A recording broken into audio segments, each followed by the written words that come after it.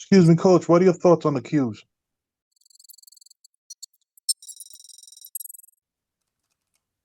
Let's see. Looks like it's consolidating here. It is making higher highs, so the Qs are moving to the upside. If you guys followed this trend line right here, you see this? It's respecting this trend line, so higher highs. See it? So I like it here, even though we're getting this chop, and this is the double top, by the way. This is a double top. See it? So I hit the double top, starting to consolidate here. You're going to get a big move on the Qs here soon. See it? Look at SPY dumping. Qs dumping. Qs. Notice Qs did not stop following the trend line. I just drew this trend line out. Do you see it? Yes, Coach. Watching it. Through that. Yep, it broke through that.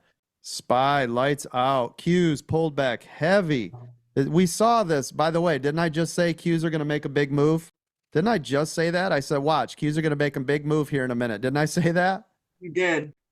The reason is we had this channel right here, or this right here. So this was our trend line.